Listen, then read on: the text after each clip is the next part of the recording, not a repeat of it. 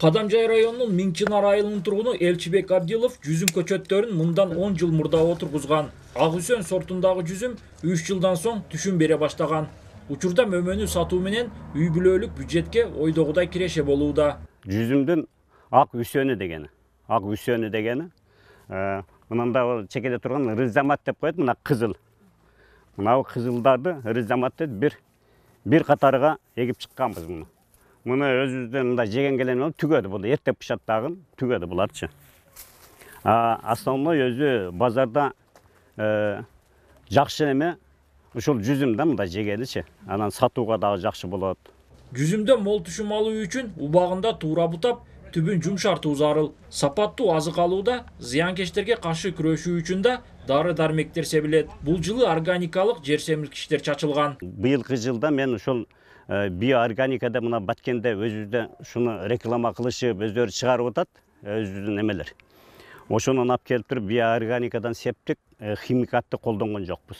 Такыр чачкан жокмун да. Эми ушу быйылкы жылда кичине мындай види жакшы болбогону менен, бирок мына эме жагынан, сыпаты жагынан химикат жок да, таза жегеничи. Ак Турпак айыл аймагынын эли негизинен күрүч өстүрүү менен алектенет. Бүгүнкү күндө күрүчтөн сырткары лимон, кулпунай жана жүзүм аянттарын көбөйтүүгө аракеттер көрүлүүдө.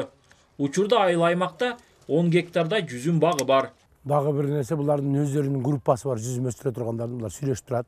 Кандай дары-дармектерди, кандай удобренияларды, кандай химикаттарды себебиз деген өздөрүнүн группасы бар. Биз айыл өкмөтчүлөрдү колдоп турабыз. Эми быжа баштады.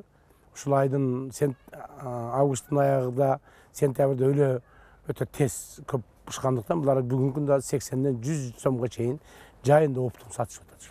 Миңчинар айылынын тургуну Элчибек Абдилов өз короосундагы 18 сотук жер аянтынан 1 жыл ичинде 500 000 сомго чейин киреше табат. Андыктан дыйкан жүзүм ширин жана кирешелүү өсүмдүк дейт.